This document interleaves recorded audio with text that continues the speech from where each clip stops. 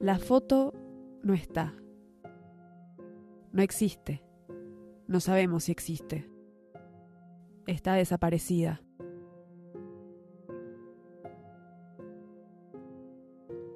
Pero si apareciera, veríamos en ella a una mujer cargando una beba, una mujer siendo madre.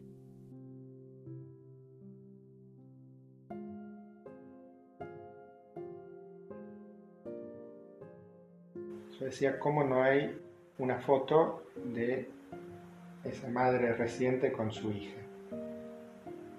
No podía entender, o no me resignaba a que esa foto no exista. Bueno, era una época de mucho cuidado entre los militantes, no había como mucha circulación de fotografías, pero bueno, en la familia había un fotógrafo. Por ahí, a partir de encontrar el eje de una parte de este trabajo, de las imágenes que no son imágenes.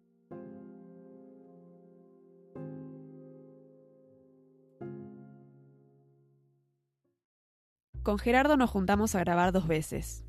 En el primer encuentro charlamos casi 2 horas de varios temas relacionados a la fotografía. Pero cuando corté la grabación, sentí que algo faltaba. Pensé que seguro cuando escuchara el audio iba a encontrar eso que en el momento no pude registrar como lo más importante. Pero entonces, Gerardo, que se había ido de la habitación, volvió con un libro en las manos. Dudaba en qué decirme. Dijo algo como: no sé si es esto lo que te interesaba o de lo que querías hablar. Me lo dio y pude ver que era un fotolibro suyo, titulado Imágenes en la memoria. Él siguió hablando y dijo unas palabras que al instante me hicieron arrepentir de haber cortado la grabación. Algo sobre una foto muy importante para él. Una foto que no existe, que no sabe si existió. Por supuesto que luego de eso tuvimos que volver a grabar. Gerardo del Oro es fotógrafo, reportero gráfico, editor, impresor, docente. En mi caso lo conocí por estos últimos rótulos. Me lo habían recomendado, con él imprimí la primera foto que expuse en una galería y algunas otras más. Después, por azar, compartimos unas clases virtuales muy enriquecedoras. Antes lo conocía de nombre, por su trabajo como fotógrafo, y también sabía su historia de refilón. La primera vez que fui a su taller me dijo que podía mirar los libros de su biblioteca mientras esperaba. Eso hice y me instalé en un sillón con un libro de Adriana Lestido, Madres e Hijas, un trabajo que me encanta. Al ratito él se asomó como chusmeando, a ver qué libro elegiste. Se lo mostré, se sonrió para adentro como pensando algo y volvió a donde estaba. Yo no sabía entonces que Adriana Lestido había sido su maestra. Yo cuando empecé taller con Adriana Lestido, la condición era, ir con un tema pensado que ibas a desarrollar durante todo el año. Cosa que yo creo que nunca había hecho. Entonces, era difícil. Dije, voy a empezar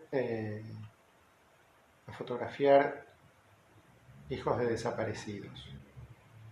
Entonces empecé fotografiando a mi sobrina, hija de mi hermana desaparecida, de Patricia, y a María Julia, la hija de una fotógrafa amiga, Beatriz Cabot, que tiene su padre desaparecido. A lo cual no pasó mucho tiempo, se caía de maduro que el tema tenía que ser familiar, no ir como a muchos casos, sino como ir al mío propio. Por ahí eso era lo que me costaba darme cuenta. Entonces estuve todo ese año y el año siguiente fotografiando a Mariana, mi sobrina, y como visitando un poco el álbum familiar, el de la vida truncada. Patricia Graciela del Orto fue secuestrada y desaparecida el 5 de noviembre de 1976, durante la dictadura cívico-militar argentina autodenominada Proceso de Reorganización Nacional. Tenía 21 años. Había nacido el 27 de agosto de 1955 en La Plata, provincia de Buenos Aires. Egresada de Bellas Artes como bachiller especializada en dibujo artístico, Estudiaba cinematografía y pintura, trabajaba como dibujante en la fábrica Rigoló en Berazategui. Estaba casada con Ambrosio Francisco de Marco y tenían una hija de 25 días, Mariana. Ambos militaban en la Juventud Peronista, en la Unidad Básica Juan Pablo Maestre en Los Hornos. El 5 de noviembre de 1976, la pareja fue secuestrada en el Camino General Belgrano, kilómetro 12 de 600 de Citibel, en un operativo de detención ilegal a cargo del primer cuerpo del ejército. Fueron vistos en los centros clandestinos de detención Brigada de Investigaciones de La Plata y Estancia La Armonía, también conocida como Pozo de Arana. Entonces, bueno, ahí, sobre todo viendo ahí la relación de mi sobrina con su mamá, a ver qué había ahí. Mariana tenía la edad que tenía su madre cuando desaparece, cuando yo la empiezo a fotografiar. Entonces, bueno, 2 años de taller dedicándome a ese trabajo. Y después, bueno, cambié de tema. Y esas fotos quedaron con esas ediciones finales, entre comillas, de fin de taller, y ahí quedó, en el sobre quedaron como todas las fotos guardadas. La relación entre ellas la tenía que hacer como con fotos separadas. Cuando desaparece mi hermana, Mariana era una beba de 25 días. Entonces, bueno, no había habido mucho tiempo vivido en común. Yo no me acuerdo en aquella época cuáles fotos usé, digamos, cómo conté la historia. O no sabía bien si quería contar una historia. En realidad no sabía mucho de ese trabajo. A veces lo nombraba como el trabajo de mi sobrina, a veces lo nombraba como el trabajo de mi hermana desaparecida, y nunca entendí del todo desde dónde lo estaba haciendo. Yo todavía por ahí padecía esta cosa de la objetividad, ¿no? De que uno, aunque esté hablando de su familia desaparecida, tenía que tomar como un punto puro, equidistante y aséptico, de lo que también, bueno, me fui curando. Para completar este trabajo tuve que vencer un montón de prejuicios, básicamente, ¿no? Porque, bueno, ese trabajo quedó ahí. Después me puse a fotografiar árboles.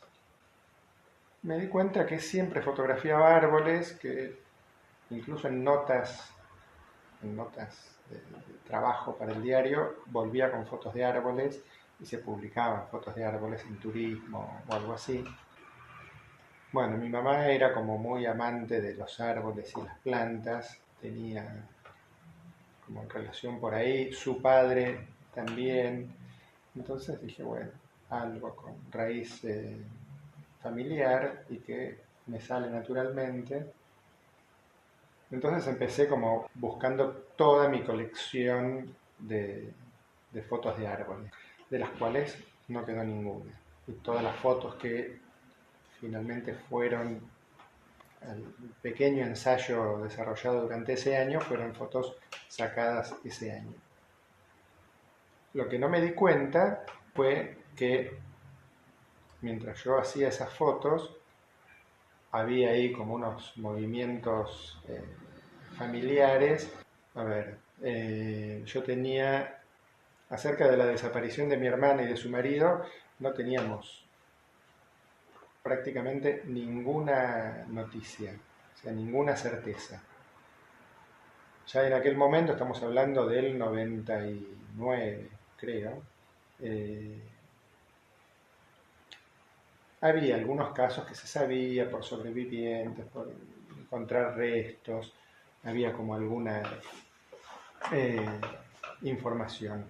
Era la época de vigencia de las leyes de impunidad, ¿no? De punto final y obediencia debida. de Alfonsín. Es en estas condiciones que enviamos al Congreso de la Nación el proyecto de ley de obediencia debida. Los juicios simbolizan el punto final a la impunidad en la Argentina. El fin de una concepción de la amnistía entendida como un manto que ocultaba la verdad.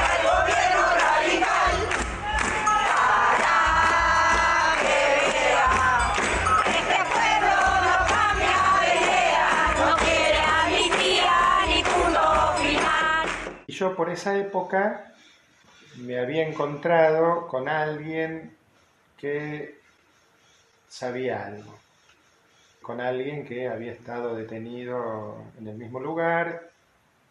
Entonces, bueno, cuando yo tomo el coraje para encontrarme con esta persona, me cuenta todo lo que sabía y yo sabía que me iba a dar noticias del asesinato de mi hermana y de mi cuñado. Entonces no era muy fácil ir a ese encuentro, como así no fue muy fácil exponerlo en la familia. Pasaron meses, años, para que Gerardo pudiera hacer las dos cosas.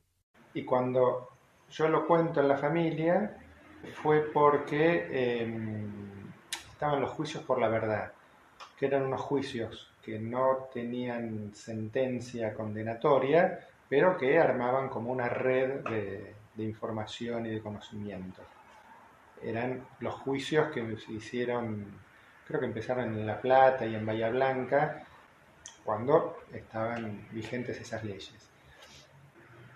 Entonces, nunca supe bien por qué mi papá había aportado el caso, digamos, porque no era un caso del que hubiera mucha información.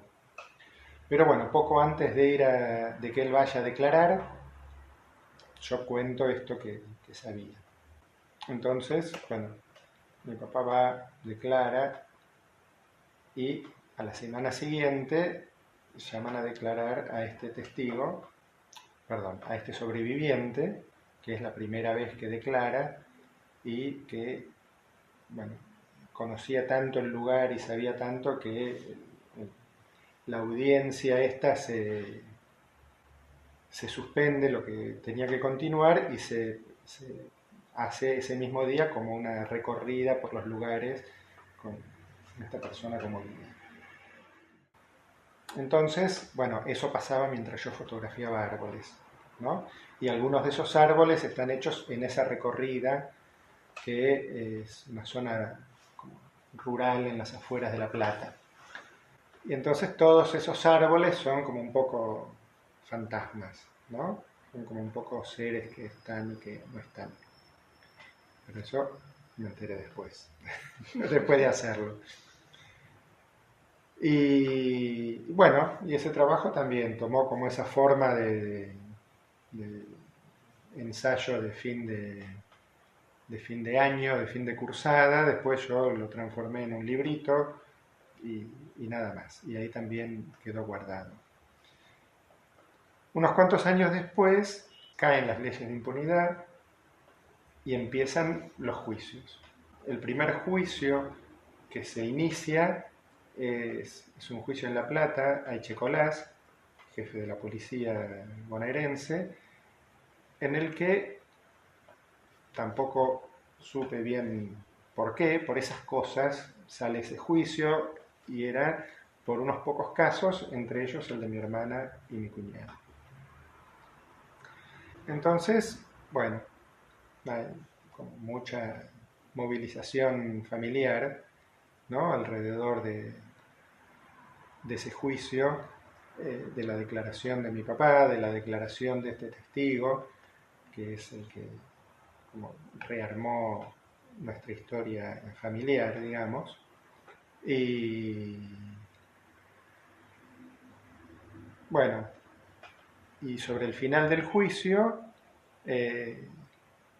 donde por fin se venía la justicia, porque estos tres pilares de los que se habla siempre son tal cual, ¿no? Verdad, memoria y justicia. La justicia no la conocíamos. Y la verdad, había que trabajar mucho para conseguirla y la memoria era, bueno, lo que los familiares hacíamos todo el tiempo para mantener esas identidades. Bueno, sobre el final del juicio, este testigo, que es Jorge Julio López, desaparece. No se sabe nada, hasta ahora, 18 años después. Entonces fue como tremendo. Fue que termine un juicio, como que haya un condenado, que haya justicia, que haya la verdad completa familiar y que este ex desaparecido, sobreviviente, testigo en esta y en otras causas, vuelve a desaparecer y queda desaparecido. De pronto su nombre completo. Jorge Julio López. Yo soy detenido en mi casa. El día que brindó testimonio, sobre todo contra el juicio en el 2006, contra Checolás, que bueno, ahí entendimos por qué tenía esa necesidad de contar lo que pasó durante tanto tiempo. Había preparado todo el día domingo y bueno, entre el domingo, las 12 de la noche y las 7 de la mañana no sabemos qué pasó. Hace poco más de 100 días, manos anónimas secuestraron al testigo del caso Checolás, Jorge Julio López.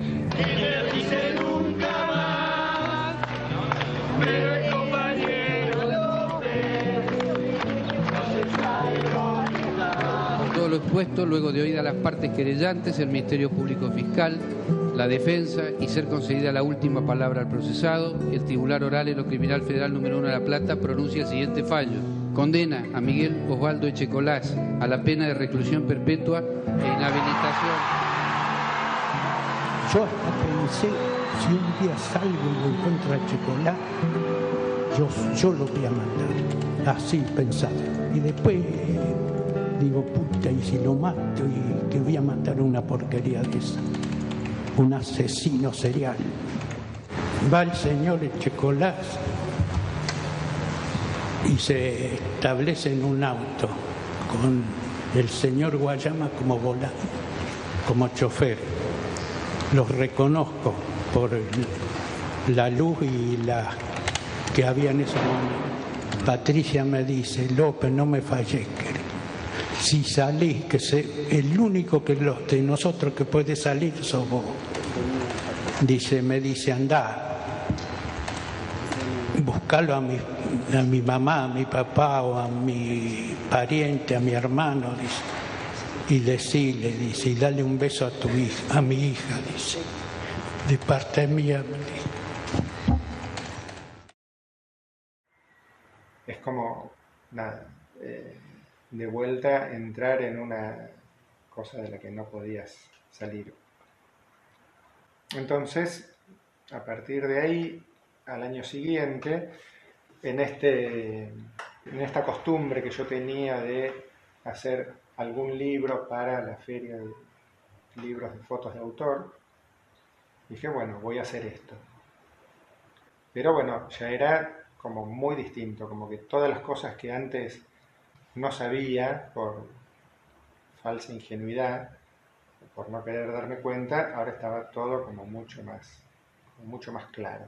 Y entonces empecé a preguntarme de vuelta, otra vez, revisar el archivo, revisar el álbum, pero con un agregado, digamos. Yo ya era padre, ya había fotografiado a mis hijos y habían aparecido negativos hechos por mi padre. Entonces, ya no fue ver el álbum familiar, sino ver, de hecho, casi todas las fotos que yo había usado, las volví a usar, pero desde los negativos, que antes no los había encontrado o no los había buscado. Entonces ya era había como otra capa de autoría, ¿no? Que era la autoría de mi padre, fotógrafo, padre, fotografiando a su hija, a su primera hija o a su hija mayor. Mi hermana durante mucho tiempo fue básicamente la hija desaparecida de mis padres, ¿no? Como que yo establecía como unas jerarquías de gravedad. la desaparición de la hija me parecía de lo más grave que puede pasar en la vida. Mucho menos grave era la desaparición de una hermana. Para Gerardo, su lugar como hermano dentro de la situación quedaba relegado. Y otra cosa que me parece muy grave es tener los padres desaparecidos.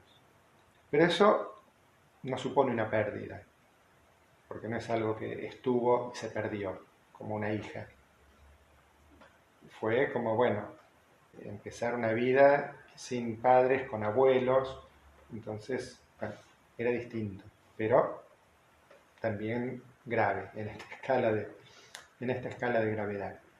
Entonces había como distintos vínculos, ¿no? La madre desaparecida, la hija desaparecida, la hermana desaparecida, pero nunca había aparecido como el rol de madre de mi hermana, porque claro, no era algo que había sucedido durante mucho tiempo. Y eso es, digamos, ese rol es lo que me da el relato del sobreviviente. En una frase muy tremenda, su última frase, que dice: no me maten, quiero criar a mi hija. Entonces, como que ese deseo de madre que no conocíamos aparece en una imagen relatada, que no es una foto. Entonces esa foto que no existía, que no se sacó o que no se reveló, porque después, trabajando, pensando, buscando, en el secuestro de mi hermana de la casa familiar, se roban una cámara, la cámara de mi papá. Entonces creemos que en esa cámara estaba el rollo con esa foto, con que alguna foto debió dejarse sacar, digamos, ¿no? A pesar de los cuidados. Mientras Gerardo hablaba, yo iba hojeando el libro, entre conmovida y sorprendida, porque su relato iba a la par de las imágenes, en un orden de sincronicidad casi perfecto. El rostro de su sobrina Mariana aparecía, y también la pregunta: ¿era más importante cambiar el mundo que criar un hijo? Es que esa es una pregunta de todos les hijes, que en algún momento se la hacen. Y por eso, nada, la generación de hijos es otra cosa. No perdieron algo, o no sintieron una pérdida, se criaron de otra manera. Pero en algún momento, que yo esto lo digo como muy de afuera y sin ninguna autoridad, pero en algún momento de la maduración y del crecimiento, cuando se van enterando de que sus padres son tíos o son abuelos, y que sus padres tomaron una decisión y que un poco a causa de esa decisión ellos se quedaron sin sus padres, entonces hay como unos pasajes de la idealización al dolor, del dolor al odio, a la bronca, a la ¿por qué? Digamos, ¿no? Hay como una molestia también. ¿Por qué? ¿Por qué me cambiaron por otra cosa? Cada quien habrá encontrado o no su respuesta, digamos, pero bueno, traer un hijo al mundo en un mundo nuevo, por ahí, ese era como la consigna, podría haber sido, o ese era un poco el deseo. La presencia de Mariana en el proyecto seguía dándome curiosidad. ¿Estaba allí reflejado su propio proceso? En parte fue como una búsqueda conjunta, porque buscábamos cosas, revisábamos cosas, leíamos cosas. Igual me parece que cada uno hacía su parte, me parece. Igualmente, si todas estas fotos las hubiera quemado después de hacerlas, igual estuvo buenísimo, digamos, porque fue un proceso de conocimiento y de tratar el tema difícil de resolver. Nada, las desapariciones tienen esta cosa que es para siempre, ¿no? Que no termina nunca. Yo por ahí, bueno, después cuando fui intelectualizando todo para poder poner en palabras, decía acerca de mi encuentro con López, decía, bueno, ¿por qué ir a encontrarme a escuchar un relato horrible? ¿No? Y bueno, terminar con la indeterminación, ¿no?, de la desaparición era una buena razón. Ponerle límite a las cosas, ¿no? Cuando uno no se quiere enterar de algo, en realidad se está imaginando todo el tiempo cualquier cosa. Entonces más vale escucharlo una vez y ya está, ¿no? Cuando Gerardo dijo que no sabía por qué hacía el trabajo, me vino la imagen inversa, la de un trabajo que necesita hacerse, que necesita de alguien que lo haga. Yo ahí encontré como un lugar. Y ese lugar por ahí fue como, como ser el nexo de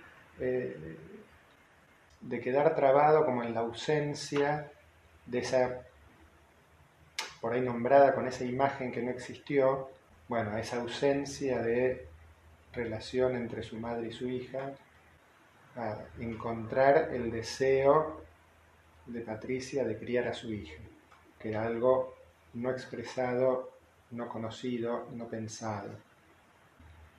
Entonces, bueno, por ahí esa fue como uno de las puntas del hilo, una y otra punta, ¿no? Poder decir, bueno, de hecho, yo nunca fui bueno para poner títulos, ¿no? Pero Imágenes en la memoria es como bastante cursi, como que no debería decir ni memoria ni imágenes, pero en realidad se refiere a esto, a que la imagen fotográfica no existe y la imagen que más me valió, la imagen que más me sirvió, era una imagen relatada, una imagen guardada, y además guardada en la memoria, porque López estuvo como bastante obsesionado con esta imagen. Él ya la conocía, mi hermana, de la militancia. Entonces, ahí en el Pozo de Arana se encuentra a alguien conocida y ella a alguien conocido. Y entonces estuvo durante años cargando con ese mensaje, hasta que dio con un familiar de Patricia, a quien él tenía que contarle esto. Entonces eso también cumple como con la analogía de la imagen latente que no está revelada. Tal vez la foto de Mariana con su mamá Patricia esté en algún rollo que nunca se reveló, y la imagen de Patricia queriendo ser madre, ¿no?, estuvo guardada en la memoria del testigo durante años hasta que la pudo compartir con la familia. Era como un encargo que él tenía, ¿no?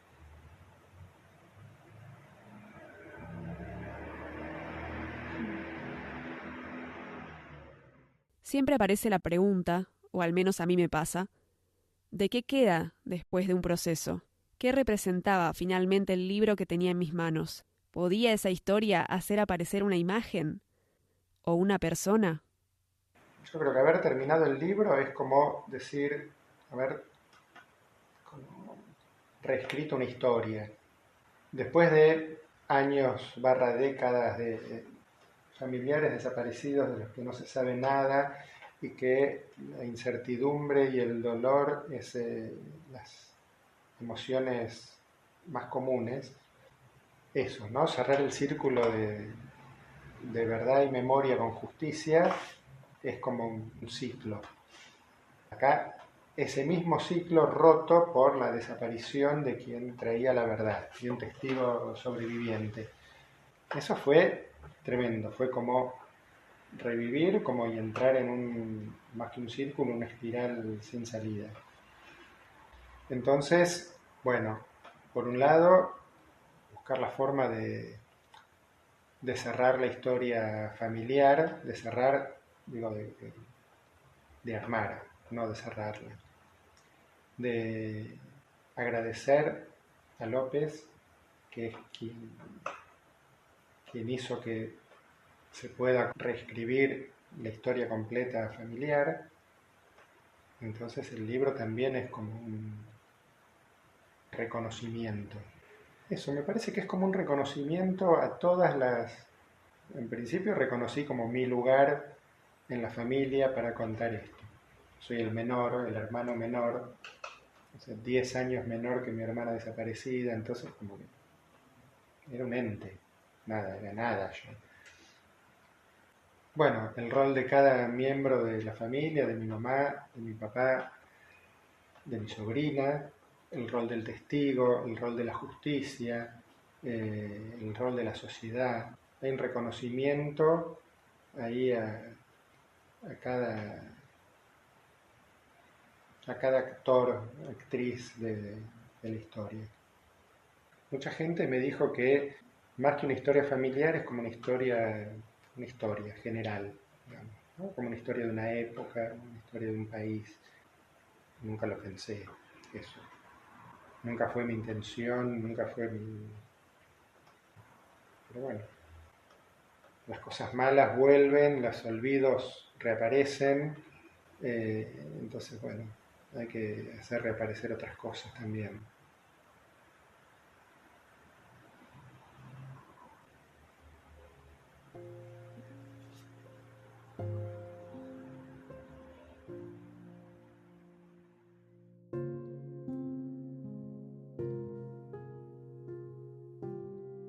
Este episodio está dedicado a Jorge Julio López, presente, ahora y siempre.